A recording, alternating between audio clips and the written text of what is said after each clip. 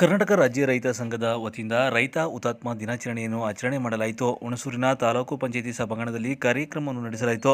ಇನ್ನು ಇದೇ ಸಂದರ್ಭದಲ್ಲಿ ತಹಸೀಲ್ದಾರ್ ಮಂಜುನಾಥ್, ಜೆ ಮಹಾದೇವ್, ಅಗ್ರಹಾರ ರಾಮೇಗೌಡ, ಅಶ್ವರ್ ಕುಮಾರ್, ಬೆಂಕಿಪುರ ಚಿಕ್ಕಣ್ಣ, ನಿಂಗರಾಜ್ ಮಲ್ಲಾಡಿ, ವಿಷಕಂಠಪ್ಪ, ಬಸವರಾಜ್, ವೆಂಕಟಚಲಪತಿ, ಬಸವರಾಜ್, ಸತೀಶ್, ವಿಟಿ, ಮಣಿ, ಗಜೇಂದ್ರ, ಮಂಜುನಾಥ್, ಕೆಂಪರಾಜು ಸೇರಿದಂತೆ ಹಲವು ರೈತ ಮುಖಂಡರು ಹಾಜರಿದ್ದರು. ತಮ್ಮ ಬೆಳೆಗಳಿಗೆ ಬೆಲೆಯನ್ನ ಕೇಳುವಂತ ಒಂದು ಹೀನಾಯ ಪರಿಸ್ಥಿತಿಗೆ ಬಂದಿವೆ ಅಂದ್ರೆ ಇದು ಒಂದು ನೀತಿಯ ವೈರುಧ್ಯವೇ ಮತ್ತು ಅಣಕವೇ ಅಂತ ಭಾವಿಸ್ತೇನೆ. ಬಹಳ ಮುಖ್ಯವಾಗಿ ಇವತ್ತು ಚರ್ಚೆ ಆಗಬೇಕಾದದ್ದು ಮತ್ತು ಬಹಳ ಮುಖ್ಯವಾಗಿ ನಾವು ಅರ್ಥ ಮಾಡಿಕೊಳ್ಳಬೇಕಾದ್ದು ಇವತ್ತಿಗೂ ಸಹ ಕೆಲವು ವಿಷಯಗಳಲ್ಲಿ ನಳಗುಂದ ಮತ್ತು ನವಲಗುಂದ ರೈತ ಹೋರಾಟ, ಅಲ್ಲಿಯ ರೈತರ ಹೇಗೆ ನಡ್ಕಂತು ಅನ್ನೋದನ್ನ ಒಂದು 20 ನಿಮಿಷದಲ್ಲಿ ನಾನು ಅದನ್ನ ನಿಮ್ಮ ಮುಂದೆ ವಿಶ್ಲೇಷಣೆ ಮಾಡ್ಲಿಕ್ಕೆ ಇಷ್ಟಪಡ್ತೇನೆ. ಬಹಳ ಮುಖ್ಯ ತಾಲೂಕಿನ ಕೂಡಲ ಸಂಗಮದಲ್ಲಿ ಸೇರಿಕೊಳ್ಳುವ ಸಂಗಮವಾಗುವಂತಹ ಮಲಪ್ರಭಾ ನದಿ, ಈ ಮಲಪ್ರಭಾ ನದಿಯೇ ಈ ರೈತ ಹೋರಾಟದ ಅತ್ಯಂತ ಪ್ರಮುಖ ಪಾತ್ರಧಾರಿ. ಮಲಪ್ರಭಾ ನದಿ ಬೆಳಗಾಂ ಜಿಲ್ಲೆಯಲ್ಲಿ ಹುಟ್ಟಿ ಧಾರವಾಡದ ಬಾಗಿಲ ಹರಿದು ಅದು ನಮ್ಮ ಅವತ್ತಿನ ಬಿಜಾಪುರ, ಇವತ್ತಿನ ಬಾಗಲಕೋಟೆ ಜಿಲ್ಲೆಯ ಹುನಗುಂದ ತಾಲೂಕಿನ ಕೂಡಲ ಸಂಗಮ ಬಸವಣ್ಣವರ ಐಕ್ಯವಾದ ಸ್ಥಳ, ಅಲ್ಲಿ ಕೃಷ್ಣಾ ನದಿಯನ್ನ ಸೇರುತ್ತೆ. ಇದು ಮಲಪ್ರಭಾ ನದಿಯ ಒಂದು ಸಣ್ಣ ಕಥೆ. ಯಾಕೆ ಈ ರೈತ ಹೋರಾಟ ನರಗುಂದ ನವಿಲುಗುಂದ ಹೋರಾಟದಲ್ಲಿ ಈ ಒಂದು ಮಲಪ್ರಭಾ ನದಿಯ ಪ್ರಸ್ತಾಪ ಯಾಕೆ ಬರುತ್ತೆ ಅಂತ ಕೇಳಿದ್ರೆ, ದೊಡ್ಡ ಪಾತ್ರಧಾರಿ ಈ ಸವದತ್ತಿ ತಾಲೂಕಿನ ಮುನವಳ್ಳಿ ಅನ್ನುವಂತ ಒಂದು ಊರಿನಲ್ಲಿ 162 ಕೋಟಿ ವೆಚ್ಚದಲ್ಲಿ ಅಲ್ಲೊಂದು ಅಣೆಕಟ್ಟನ್ನ ಕಟ್ಟಲಾಗುತ್ತೆ ಅವತ್ತಿನ ಸರ್ಕಾರ. ಈ ಮಲಪ್ರಭಾ ನದಿ ನರಗುಂದ, ನವಲಗುಂದ, ಬಾದಾಮಿ, ಸವದತ್ತಿ ಈ ಭಾಗ ಹರ್ಕೊಂಡೋಗಿ ಸೇರುವಾಗ ಸರ್ಕಾರ 1974ರಲ್ಲಿ ತಂದಂತ ಒಂದು ಅಣೆಕಟ್ಟು ಕಟ್ಟಿದ ಮೇಲೆ ಒಂದು ಆದೇಶ ಹೊರಡಿಸುತ್ತೆ.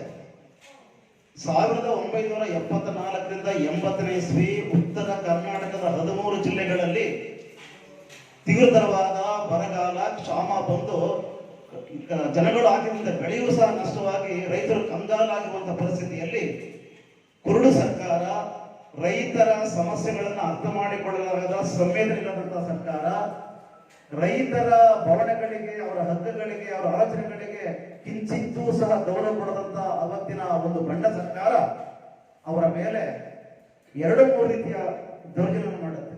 ಮೊದಲನೇದಾಗಿ 6 ವರ್ಷಗಳ ಕಾಲ ಬರಗಾಲದಿಂದ ಬಹಳ ದೊಡ್ಡದಾದಂತಹ ಒಂದು ಸಂಕಷ್ಟಕ್ಕೆ ಸಿಲುಕಿದಂತ ರೈತರಿಗೆ 76ನೇ ಇಸ್ವಿಯಲ್ಲಿ ಮಲಪ್ರಭಾ ನದಿಯ ನೀರನ್ನ ಅವತ್ತಿನ ಧಾರವಾಡ ಜಿಲ್ಲೆಯ ನರಗುಂದ, ನವಲಗುಂದ, ರಾಮದುರ್ಗ ತಾಲೂಕು, ಅದು ಬೆಳಗಾಂ ಜಿಲ್ಲೆ, ತದನಂತರ ಸವದತ್ತಿ ಬೆಳಗಾಂ ಜಿಲ್ಲೆಯಲ್ಲಿ ಬರುವಂತಹ ಭಾಗಗಳಿಗೆ ನೀರಿಸಬೇಕು. ಕೆಲವು ಭಾಗಗಳಿಗೆ ನೀರು ಹರಿಯುತ್ತೆ, ಕೆಲವು ಭಾಗಗಳಿಗೆ ನೀರು ಹರಿಯಲ್ಲ. ಸರ್ಕಾರಿ ದಾಖಲೆಗಳಲ್ಲಿ ಇಷ್ಟು 3 ಜಿಲ್ಲೆಗಳಿಗೆ ನೀರು ಹರಿಯುತ್ತೆ ಅನ್ನುವಂಥ ದಾಖಲೆ ಇಟ್ಟು 74ನೇ ಇಸ್ವಿಯಿಂದ ಅಣೆಕಟ್ಟು ಪ್ರಾರಂಭವಾದ್ರಿಂದ ಅಲ್ಲಿ ಬೆಳೆ ಬೆಳೆಯುತ್ತಾರೋ ಇಲ್ಲವೋ ಅದು ಯಾವ ರೀತಿ ಸರ್ಕಾರದ ಈ ರೈತರ ಪರಿಸ್ಥಿತಿಯನ್ನು ಅರ್ಥ ಮಾಡಿಕೊಳ್ಳದೆ ಪೂರ್ವಾನ್ಯವಾಗಿ 6 ವರ್ಷಗಳ ಹಿಂದಿನ ಬಾಕಿಯನ್ನ, ಕಂದಾಯವನ್ನ, ನೀರಿನ ತೆರಿಗೆಯನ್ನ ಕಟ್ಟಬೇಕು ಅನ್ನುವಂತ ಒಂದು ದೊಡ್ಡ ಆದೇಶವನ್ನು ಒಂದು ಸರ್ಕಾರ ಹೊರಡಿಸುತ್ತೆ. 6 ವರ್ಷಗಳ ಹಿಂದಿನ ಕಂದಾಯವನ್ನ. ಆದ್ರೆ ಹೆಂಗ್ಯ ಅಂತ ಕೇಳಿದ್ರೆ, ಅಣುಪ್ ಅಂತ ಕೇಳಿದ್ರೆ, ನೀರು ಹರಿದದ್ದೇ 76ನೇ ಇಸ್ವಿಯಲ್ಲಿ. ಅದರಲ್ಲೂ ಸಹ ನೀರು ಹರಿದ ನೀರು ಸಹ ಹಲವಾರು ಹಳ್ಳಿಗಳಲ್ಲಿ ನೀರು ಆ ಕಾಲುಗಳನ್ನು ತಲುಪದೆ ರೈತರು ಹಾಕಿದಂತ ಬೆಳೆಗಳನ್ನು ನಷ್ಟ ಮಾಡಿಕೊಂಡು ಅವತ್ತಿನ ಕಾಲಕ್ಕೆ 171 ಮಂದಿ ರೈತರು ಆತ್ಮಹತ್ಯೆ ಮಾಡಿಕೊಂಡಂತ ಒಂದು ಅನಾಹುತಕಾರಿ ಪರಿಸ್ಥಿತಿ ನಡೆಯುತ್ತೆ. ಸರ್ಕಾರ ಯಾವುದನ್ನು ಲೆಕ್ಕಿಸದೆ ಆ ಒಂದು ನೀರಿನ ಕಂದಾಯವನ್ನು ಕಟ್ಟಲಿಕ್ಕೆ ಒಂದು ದೊಡ್ಡ ಮಟ್ಟದ ಕಠಿಣ ಕ್ರಮ ತೆಗೆದುಕೊಳ್ಳುತ್ತೆ. ಇದರ ನಡುವೆ ರೈತರಿಗಾದಂತ ಮತ್ತೊಂದು ಘೋರ ಸ್ಥಿತಿ ಅಂತ ಕೇಳಿದ್ರೆ, ವರಲಕ್ಷ್ಮಿ ಅನ್ನುವಂಥ ಬ್ರಾಂಡಿನ ಹತ್ತಿ ಬೀಜವನ್ನ ಸರ್ಕಾರ ಏನು ಪೂರೈಕೆ ಮಾಡುತ್ತದೆ, ಆ ವರಲಕ್ಷ್ಮಿ ಬ್ರಾಂಡಿನ ಹತ್ತಿ ಬೀಜದಲ್ಲಿ ಕಳಪೆ ಬೀಜವಾಗಿ ಹಾಕಿದಂತ ಬೀಜವು ಸರಿಯಾಗಿ ಬಿತ್ತನೆ ಬರದೆ ಅವರ ಕೈಗೆ ಬೆಲೆಯೂ ಸಿಗಲಿಲ್ಲ. ಒಂದು ಕಡೆ ನೀರಿಲ್ಲದೆ ವ್ಯವಸಾಯವನ್ನು ಮಾಡದೆ ನೀರಿನ ಕಂದಾಯವನ್ನು ಕಟ್ಟಬೇಕಾದಂತ ಪರಿಸ್ಥಿತಿ. ವರಲಕ್ಷ್ಮಿ ಹತ್ತಿ ಬೀಜವನ್ನು ಹಾಕಿ ಕೈ ಸುಟ್ಟುಕೊಂಡು ಬೆಳೆಯನ್ನೇ ಕೈಗೆ ಸಿಗದಂತ ರೈತರಿಗೆ ಒಂದು ಬೆಂಬಲ ಬೆಲೆಯನ್ನು ಕೊಡದೆ ಸಹ ರೈತರನ್ನ ಅತ್ಯಂತ ಕಷ್ಟದಲ್ಲಿಟ್ಟಂತ ಅವತ್ತಿನ ಸರ್ಕಾರ, ಜೊತೆಗೆ ರೈತರ ಆ ಒಂದು ಬದುಕಿಗೆ ಅವರು ಮಾಡಿದಂತ ರೈತ ವಿರೋಧಿ ಚಟುವಟಿಕೆಗಳು, ಸುಸ್ತಿ ಬಡ್ಡಿ ಇವೆಲ್ಲವೂ ಸೇರಿ ರೈತರ ಬದುಕಿನಲ್ಲಿ ಹೈರಾಣ ಮಾಡಿ ರೈತರು ಇಲ್ಲದಂತೆ ತಮ್ಮ ತಾಳ್ಮೆಯನ್ನ, ಸಹನೆಯನ್ನ, ಸಮಯವನ್ನ ಕಳೆದುಕೊಂಡು ಬೀದಿಗೆ ಇಳಿಯಬೇಕಾದ ಪರಿಸ್ಥಿತಿ ಬಂದದ್ದೇ ಈ ನವಲಗುಂದ ಬಂಡಾಯದ ಹಿಂದಿನ ಕತೆ. ಇದಾದ ಮೇಲೆ 1980ನೇ ಇಸ್ವಿ ಮಾರ್ಚ್ 1ನೇ ತಾರೀಕು ಮಲಪ್ರಭಾ ನದಿ ಯೋಜನೆಯ ಪ್ರದೇಶ ರೈತರ ಹಿತರಕ್ಷಣಾ ಸಮಿತಿ ಒಂದು ರಚನೆ ಆಗುತ್ತೆ. ನವಲಗುಂದ ತಾಲೂಕಿನ 8 ಕಿಲೋಮೀಟರ್ ದೂರದ ಅಳಗವಾಡಿ ಅನ್ನೋ ಊರಿನಲ್ಲಿ ಬಸವರಾಜ ಹುಲಿಕೇರಿ, BR ಯಾವಗಲ್ಲು, ಬ್ಯಾಳಿ, ಹುಲಕಟ್ಟಿ ಮತ್ತು ಬೆಳಗಟ್ಟಿ ಅಂತಕ್ಕಂಥ 5 ಮಂದಿ ಸೇರಿಕೊಂಡು ಒಂದು ರೈತ ಸಮನ್ವಯ ಸಮಿತಿಯನ್ನ ರಚನೆ ಮಾಡ್ತಾರೆ. ಈ ಮೂಲಕ ಕರ್ನಾಟಕದ ಎಲ್ಲಾ ಜಿಲ್ಲೆಗಳಲ್ಲಿ ಈ ಒಂದು ಆಳುವ ಸರ್ಕಾರದ ರೈತ ವಿರೋಧಿ ನೀತಿಯನ್ನ ಅದನ್ನು ಧಿಕ್ಕರಿಸಲಿಕ್ಕೆ, ಸ್ವಾಭಿಮಾನ ಕಾಪಾಡಿಕೊಳ್ಳಿಕ್ಕೆ, ರೈತರ ಅಸ್ಮಿತೆಯನ್ನ ಉಳಿಸ್ಕೊಳ್ಳಿಕ್ಕೆ ಮತ್ತು ಸಾಲ ಮನ್ನಾದ ದೊಡ್ಡ ಆಗ್ರಹವನ್ನು ಮಾಡುತ್ತಾ ಇಡೀ ಕರ್ನಾಟಕದ ಅಷ್ಟು ಜಿಲ್ಲೆಗಳಲ್ಲಿ ಒಂದು ಹೋರಾಟವನ್ನು ರೂಪಿಸ್ತಾರೆ. 1980ರ ಜುಲೈ ತಿಂಗಳ 21 ಕರ್ನಾಟಕ ರೈತ ಇತಿಹಾಸದ ಒಂದು ಕರಾಳ ಅಧ್ಯಾಯ ದಿನ. ಈ ರೈತ ಹುತಾತ್ಮರ ದಿನ ಒಂದು ಕರ್ನಾಟಕ ಇತಿಹಾಸದಲ್ಲಿ ಒಂದು ಚಾರಿತ್ರಿಕ ವಿದ್ಯಮಾನ. ರೈತರ ಸ್ವಾಭಿಮಾನ ಹೋರಾಟವನ್ನು ಜಗತ್ತಿಗೆ ಇಳಿಸಿದಂತ ಒಂದು ಅತ್ಯಂತ ಸುವರ್ಣ ದಿನಗಳಲ್ಲಿ ಬರೀಬೇಕಾದ ದಿನ ಜುಲೈ 21, 1980ನೇ ಇಸ್ವಿ. ಅವತ್ತು ನರಗುಂದ, ಅವತ್ತು ಧಾರವಾಡ ಜಿಲ್ಲೆ ಆಗಿತ್ತು.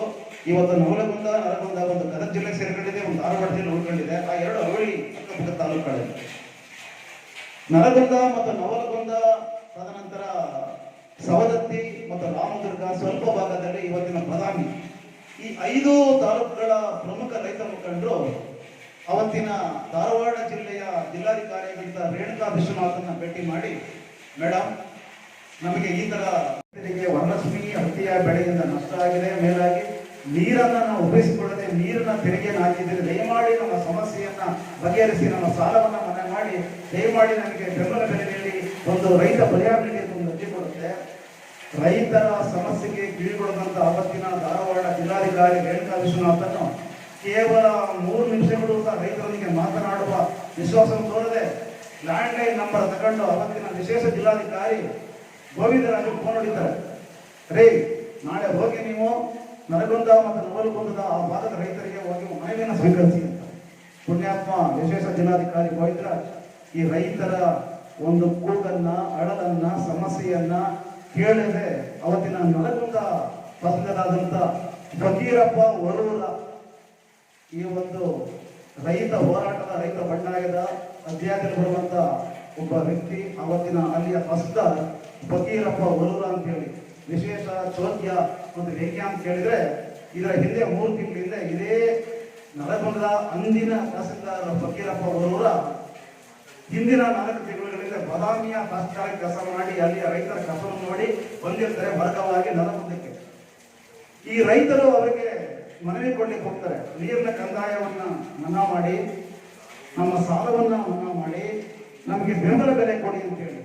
ಆದರೆ ರೈತರ ಮನವಿಗೆ ಕಿಂಚಿತ್ತೂ ಸಹ ಗಮನ ಕೊಡದೆ ತನ್ನ ಪಾಡಿಗೆ ತಾನು ಹೊರಟಂತ ಕೇವಲ 40 ಅಡಿ ದೂರದ ತನ್ನ ನಿಂತಿನ ಜಾಗದಿಂದ ತಾಲೂಕು ಕಚೇರಿಗೆ ಹೊರಟಂತ ನರಗುಂದದ ಅಂದಿನ ತಹಸೀಲ್ದಾರ್ ಫಕೀರಪ್ಪ ವರೂರ ಅವರ ಮನವಿಯನ್ನ ತಿರಸ್ಕರಿಸಿ ಸ್ವಲ್ಪ ಉದ್ದಡ ತೋರಿಸಿ ಮುಂದಕ್ಕೆ ಹೋಗ್ತಾರೆ. ರೈತರು ಆ ತಹಸೀಲ್ದಾರ್ನ ಕಡೆಗಟ್ಟಿ ಹೇಗೆ ಹೋಗ್ತಾರೆ ನಿಮ್ಮ ಕಚೇರಿಗೆ ಅಂತೇಳಿ ಅಡ್ಡ ಮಲಗಿ ಹೋಗ್ತಾರೆ. ಅಡ್ಡ ಮಲಗಿದಾಗ ಈ ಫಕೀರಪ್ಪ ವರೂರ ಎನ್ನುವ ತಹಸೀಲ್ದಾರ್ ರೈತರನ್ನೇ ತುಳಿದುಕೊಂಡು ಕಚೇರಿಗೆ ಹೋಗುವಂತ ಒಂದು ಉದ್ದಡವನ್ನು ತೋರಿಸ್ತಾರೆ. ರೈತರಿಗೆ ಕಿಚ್ಚು ಹತ್ತಿದ್ದು ಆ ಕ್ಷಣಕ್ಕೆ. ಕಿಚ್ಚೆದ್ದ ರೈತರು ಕಚೇರಿಗೆ ನುಗ್ಗಿ ಅಲ್ಲಿದ್ದಂತ ಬಿಡೋಪಗಳನ್ನ ಧ್ವಂಸ ಮಾಡಿ ಒಂದು ದೊಡ್ಡ ದಾಂಧಲೆ ಮಾಡ್ತಾರೆ. ತಕ್ಷಣವೇ ಜಿಲ್ಲಾಧಿಕಾರಿಯಿಂದ ಒಂದು ಸಂದೇಶ ಬರುತ್ತೆ, ರೈತರನ್ನ ಈ ಮಟ್ಟಕ್ಕೆ ಬಿಟ್ಟಿದ್ದೀರಲ್ಲ, ಒಬ್ಬ ತಹಸೀಲ್ದಾರನ್ನ ನೀವು ಅಟ್ಯಾಕ್ ಮಾಡ್ಲಿಕ್ಕೆ ಈಗಲೇ ಅವರನ್ನ ಗೋಲಿಬಾರ್ ಮಾಡಿ ತಾಬೂರಿಗೆ ತನ್ನಿ ಅಂತೇಳಿ. ಆಗ ಇದಂತ ಒಬ್ಬ ಸಿಕಂದರ್ ಪಟೇಲ್ ಅನ್ನುವಂತ ಒಬ್ಬ SI, ಇತಿಹಾಸ ರೆಕಾರ್ಡ್ ಆಗಿದೆ. ಸಿಕಂದರ್ ಪಟೇಲ್ ಅನ್ನುವಂತ SI ಹಿಂದೆ ಮುಂದೆ ನೋಡದೆ ರೈತರನ್ನ ಲಾಠಿ ಚಾರ್ಜ್ ಮಾಡ್ಲಿಕ್ಕೆ ಹೋಗ್ತಾರೆ. ಆದರೆ ಈ ಸಿಕಂದರ್ ಪಟೇಲ್ ಯಾವಾಗ ಲಾಠಿ ಚಾರ್ಜ್ ಮಾಡ್ಲಿಕ್ಕೆ ಹೋಗ್ತಾರೆ, ರೈತರ